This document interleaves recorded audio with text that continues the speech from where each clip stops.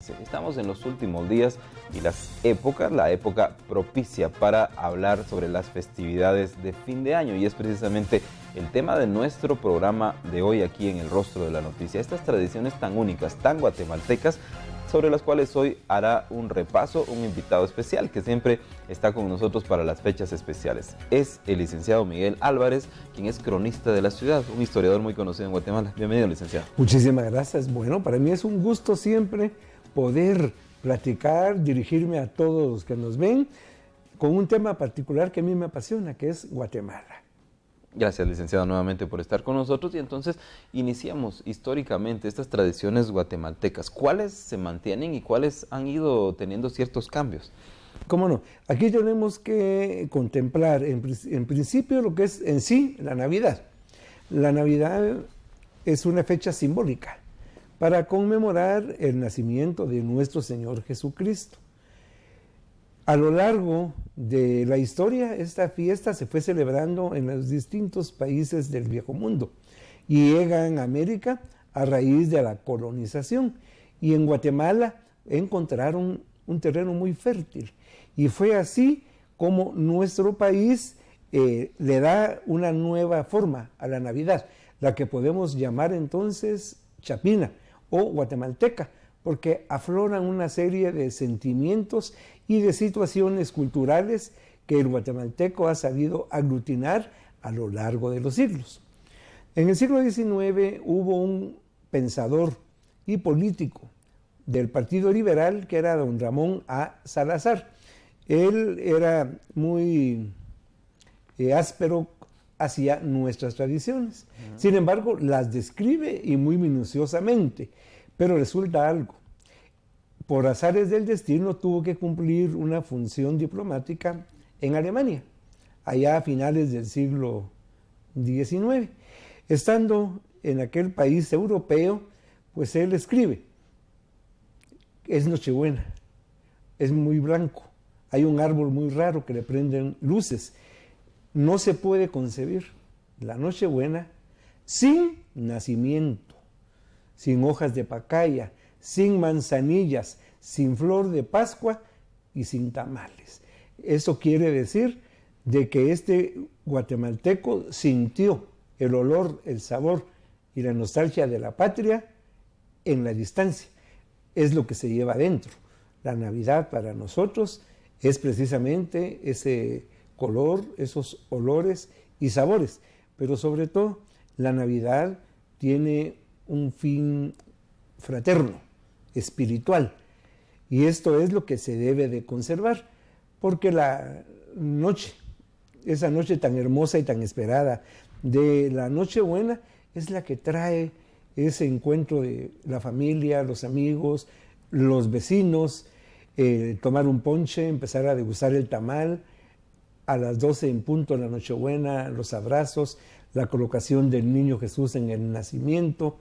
Eso es la Navidad chapina.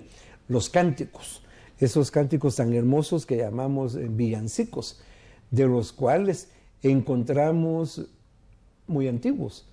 En los primeros años de la colonización, ya en Huehuetenango se han localizado partituras de villancicos del siglo XVI. Muchos de esos tal vez podemos indicar que vienen de Europa, en este caso de la península ibérica, pero allá ya no existen y se han conservado en nuestro medio. Y también aquí en Guatemala hemos creado villancicos muy hermosos que van de acuerdo al sentimiento guatemalteco, porque el guatemalteco es muy piadoso en estas manifestaciones religiosas, y todo eso lo podemos ver a través del canto, la preparación tan minuciosa de los nacimientos y las decoraciones que se hacen.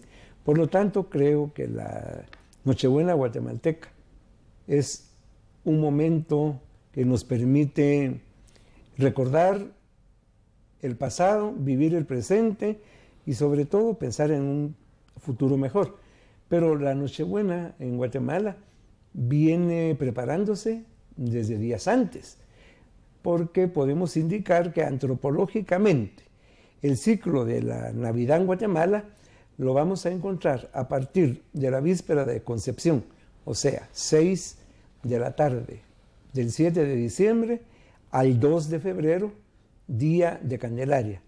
Mientras que desde el punto de vista litúrgico, la Navidad está precedida por un periodo llamado Adviento, que son 4 domingos, terminando el último antes de Navidad, y ahí precisamente el 25 de diciembre al 6 de enero ya es el ciclo litúrgico de la Navidad. Y podríamos hablar de otra Navidad, la comercial. Esta se inicia meses antes, pero a mí me interesa en este momento mucho la religiosa, pero sobre todo lo que es cultura popular, la que abarca del 7 de diciembre al 2 de febrero. ¿Cómo son estas manifestaciones entonces cronológicamente desde el 7 de diciembre? ¿Cómo no? Hay que tomar en cuenta que muchas de estas tradiciones han ido evolucionando. El hecho que conocemos como la quema del diablo, originalmente fueron las luminarias de la Virgen. Estos eran unos pebeteros elegantemente colocados en la Plaza Mayor, esto en Santiago de Guatemala, luego en la Nueva Guatemala, donde se colocaban ceras y hacían arderse a las 6 de la tarde. No había ni siquiera luz o faroles en la calle, porque fue hasta 1842 cuando hay alumbrado público. Entonces, antes no había alumbrado público. Entonces, la luminaria cambia totalmente la noche de un día importante, se ilumina. Esto lo patrocinaba el ayuntamiento. Incluso ya en la Nueva Guatemala, las luminarias las encontramos no solo en fiestas como la de Concepción, sino que también cívicas.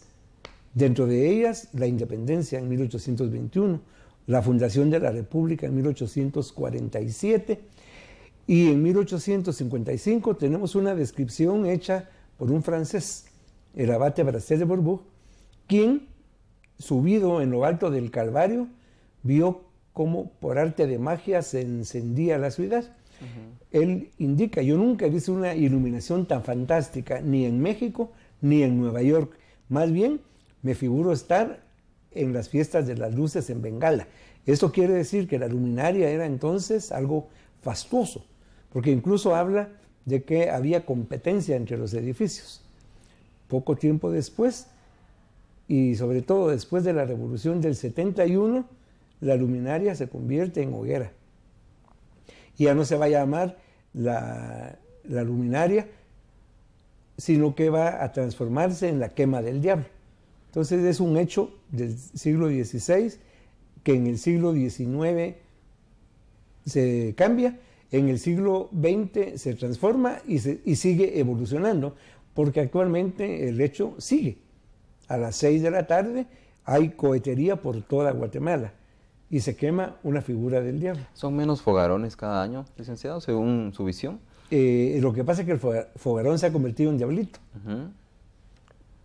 Entonces tendríamos que verlo, porque la venta de los diablitos, al parecer de los piñateros, cada año se incrementa. Sí. Y esto está, bueno, pues porque la tradición continúa, dado a que la piñata se quema rápidamente y no se pierde con la función original de la tradición, que es luz. En el interior del país también se lleva a cabo este acontecimiento, pero siguen haciendo hogueras.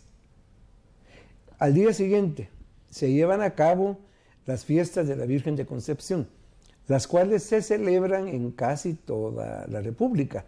Recordemos Ciudad Vieja, Zacatepeques, Villanueva en el departamento de Guatemala, Escuintla, Concepción Chiquirichapa, Concepción Sololá, la cabecera de Sololá, y en la Nueva Guatemala, en la capital de la República, tenemos una tradición que está vigente desde hace 400 años, que es el rezado o procesión de la Virgen de Concepción de San Francisco.